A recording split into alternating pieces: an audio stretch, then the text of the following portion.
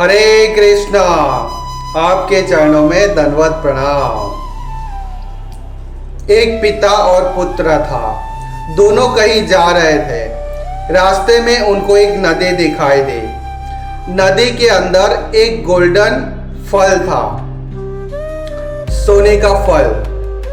उन्होंने देखा और उनके अंदर एक जिज्ञासा जागी कि काश इस सोने का फल हमें मिल जाता। पिताजी ने मन ही मन सोचने लगे, काश ये फल मेरा बेटा अचीव कर लेता है, मेरा बेटा प्राप्त कर लेता है तो उसकी भी लाइफ सेट हो जाएगी और साथ में मेरी भी लाइफ सेट हो जाएगी।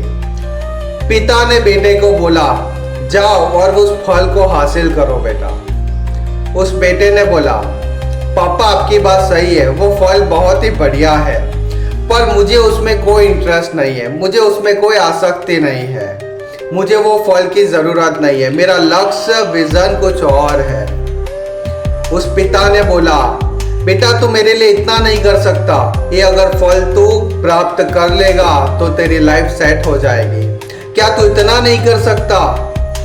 वो बेटे ने पापा की आज्ञा का पालन किया।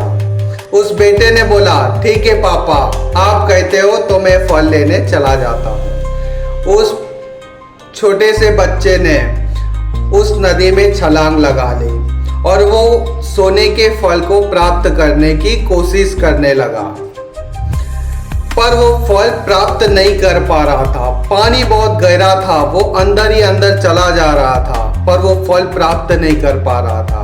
उसने पापा को बोला, पापा मैं फल नहीं प्राप्त कर सकता हूँ, मैं बाहर आ जाता हूँ। उस पिता ने बोला, बेटे तू नखरे मत कर, तू ये कर सकता है, तू जरूर अचीव कर सकता है, तू कोशिश कर, नाटक मत कर। वो बेटे ने और कोशिश की, जी जान लगा दी वो फल प्राप्त करने की, पर वो फल प्राप्त नहीं कर पाया। अंत में वो नदी में डूब के मर गया। उस पिता को बहुत दुख हुआ, वहीं पे बैठ के रोते रहे। वहां से एक साधु बाबा जा रहे थे। उन्होंने देखा और उस शख्स से पूछा, बेटा क्यों रो रहे हो, क्या हुआ? और वो पिता ने विगतवार जो भी हुआ वो सारी बातें वो साधु को बताई। वो साधु ने बोला, जरा तुम ध्यान से देखो, वो फल नहीं, वो फल की परछाई है। रियल में फल तो ऊपर देखो पेड़ पे लगा हुआ है।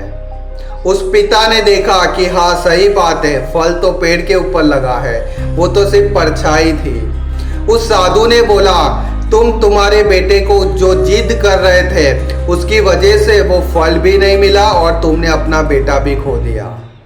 उसकी जगह उनकी अपने बेटे की बात मान ली होती कि वो क्या कहना चाहता है, उसका लक्ष्य कुछ और था, तो शायद उसका लक्ष्य असली फल पाना भी हो सकता था। सही है, तो तुमने जल्दबाजी में तुम्हारी सोच, तुम्हारी जो समझ सकती है वो अपने बेटे के ऊपर डालनी चाहिए। उसकी वजह से आज तुम्हारा बेटा भी नहीं रहा और फल भी प्राप्त नहीं हुआ। हरि बोल। इसीलिए हमें भी हमारा तर्क वितर्क या हमारी सोच दूसरों के ऊपर थोपने से पहले उनसे सम्मति लेनी चाहिए। उनके पास अच्छा सा विचार हो, उसके पास अच्छा सा विकल्प हो, तो हमें उसके बारे में पहले डिस्कस करना चाहिए। अगर हम माता पिता हैं तो अपने बच्चों पे अपनी जिम्मेदारी थोपते हैं, उससे पहले हमें सोचना चाहिए कि असली में हमारे बेटे को क्या चाहिए और उसी के अनुसार हमें बर्ताव करना चाहिए। मिलते हैं नेक्स्ट वीडियो में नए विचारों के साथ, तब तक के लिए हरे कृष्णा हरि बोल।